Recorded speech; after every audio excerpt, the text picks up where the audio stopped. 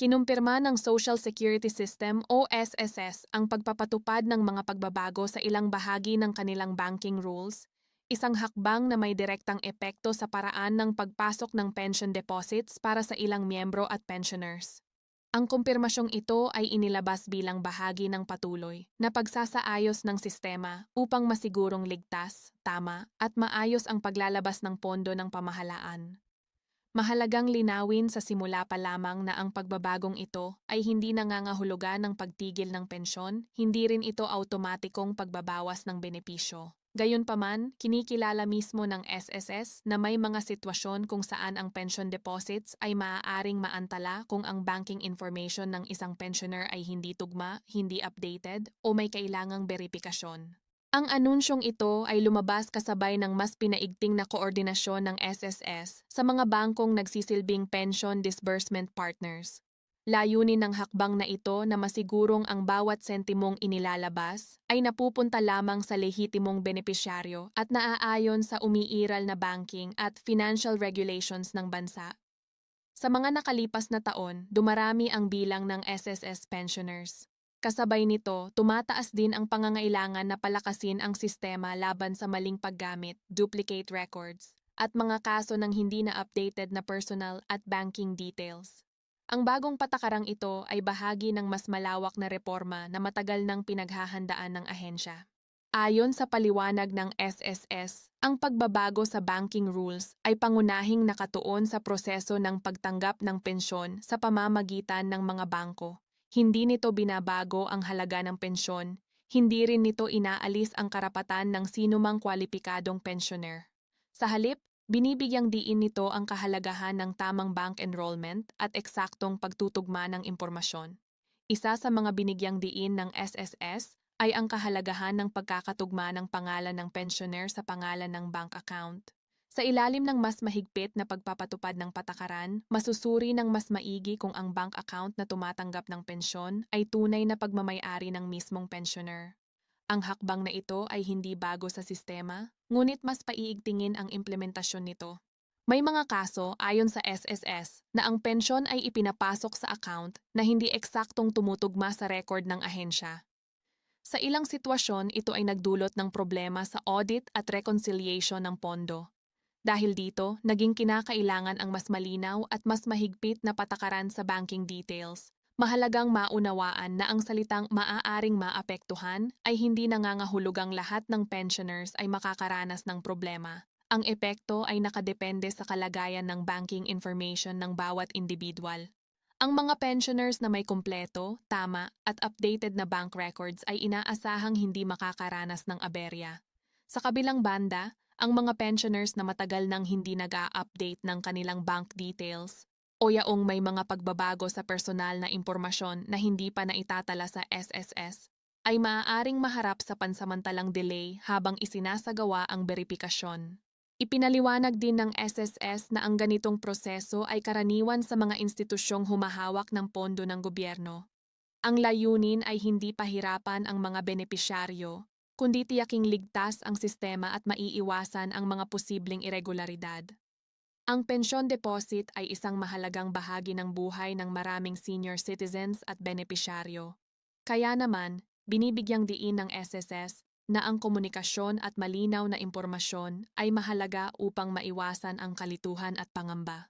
Sa puntong ito, nais ding linawin ng ahensya na walang bagong bayarin na ipinapataw kaugnay ng pagbabago sa banking rules. Walang kinakailangang bayad para sa pag-update ng bank information kung ito ay gagawin sa tamang opisyal na paraan. Dagdag pa rito, binigyang diin ng SSS na ang anumang opisyal na abiso ukol sa banking verification ay ipinararating lamang sa pamamagitan ng kanilang mga lehitimong channel. Hindi sila humihingi ng sensitibong impormasyon tulad ng ATM PIN o one-time password sa pamamagitan ng text, tawag o social media. Ang kumpirmasyon ng SSS sa pagbabagong ito ay nagsisilbing paalala sa lahat ng miyembro at pensioners na maging mas maingat at mas responsable sa pag-aalaga ng kanilang records.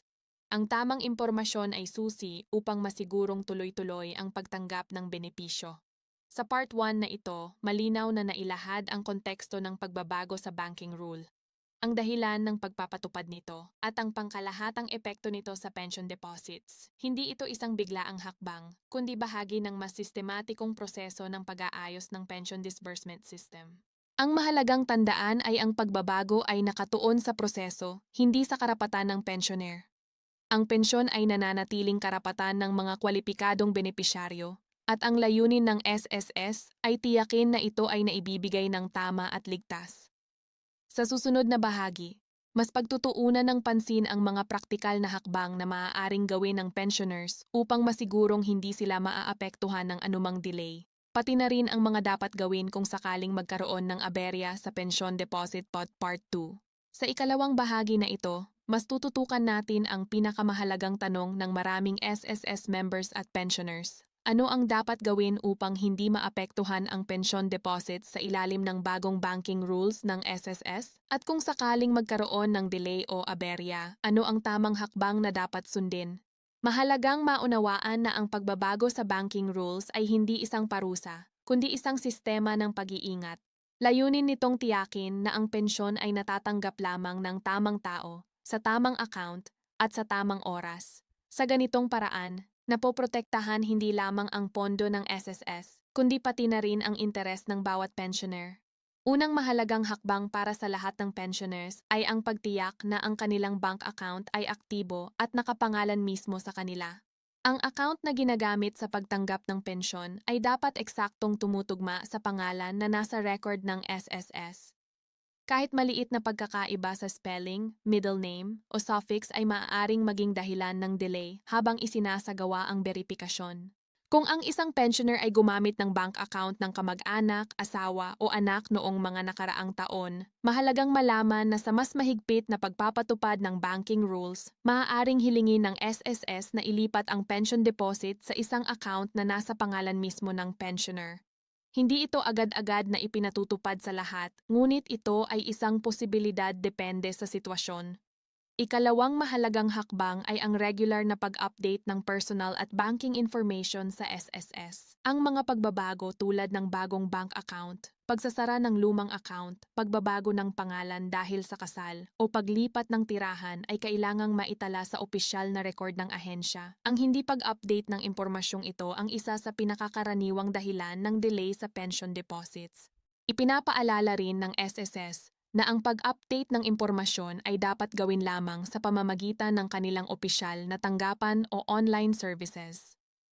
Dapat iwasan ang pakikipag-ugnayan sa mga hindi autorisadong individual na nag-aalok ng tulong kapalit ng bayad. Ang ganitong mga alok ay maaaring magdulot ng mas malaking problema kaysa sa tulong.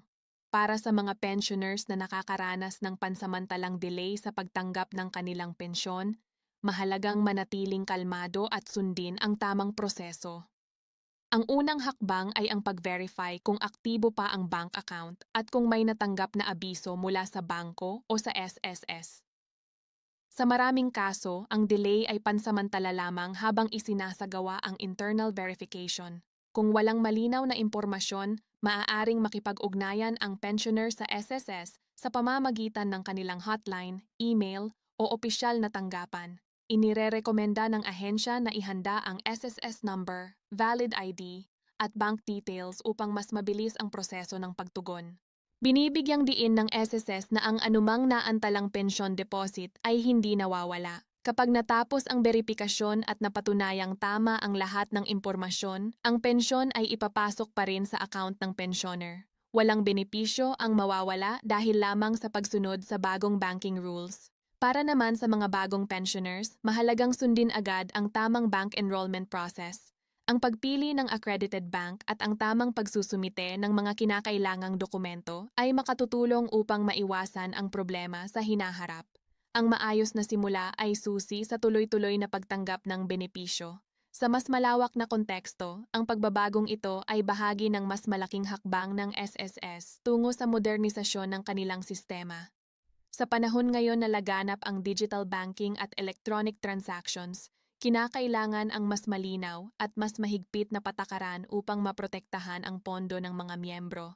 Hindi rin maikakaila na may mga kaso sa nakaraan ng maling pagtanggap ng pensyon, duplicate payments, at paggamit ng account ng ibang tao. Ang mga ganitong sitwasyon ay nagdudulot ng problema hindi lamang sa SSS, kundi pati na rin sa mga lehitimong pensioners.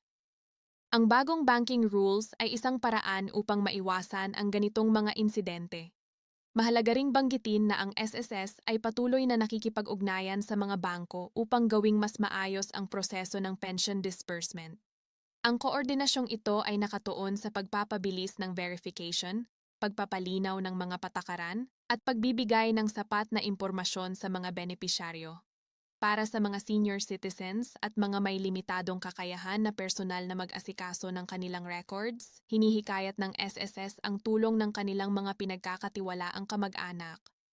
Gayunpaman, ang tulong na ito ay dapat gawin ng may pahintulot at sa tamang paraan upang maiwasan ang anumang hindi pagkakaunawaan o problema sa record. Isa pang mahalagang paalala ay ang pagiging mapagmatyag laban sa mga scam. Sa tuwing may bagong patakaran o update, may mga individual na sinasamantala ang sitwasyon upang manloko. Muli itong binibigyang diin ng SSS, hindi sila humihingi ng ATM PIN, password, o one-time password sa anumang paraan. Ang tamang kaalaman ay sandata laban sa pangamba. Kapag malinaw ang impormasyon, mas madali para sa mga pensioners na makapag-adjust at makasunod sa mga pagbabago. Ang layunin ng SSS ay hindi magdulot ng takot, kundi magbigay ng katiyakan na ang sistema ay gumagana para sa kapakanan ng lahat. Sa puntong ito, mahalagang ulitin na ang pensyon ay nananatiling karapatan ng mga kwalipikadong miyembro. Ang bagong banking rules ay hindi nagbabago sa prinsipyong ito. Sa halip, pinapalakas nito ang mekanismo upang masigurong ang karapatang ito ay naipatutupad ng tama. Habang patuloy ang pagpapatupad ng mga pagbabagong ito, inaasahan ng SSS ang kooperasyon ng kanilang mga miyembro at pensioners. Ang simpleng pagtiyak na tama at updated ang impormasyon ay malaking tulong na upang maiwasan ang anumang aberya. Sa huli, ang mahalagang mensahe ay malinaw. Ang pagbabago ay bahagi ng pag-unlad. Ang mas maayos at mas ligtas na sistema ng pension disbursement ay para sa kapakinabangan ng kasalukuyan at hinaharap na henerasyon ng SSS members.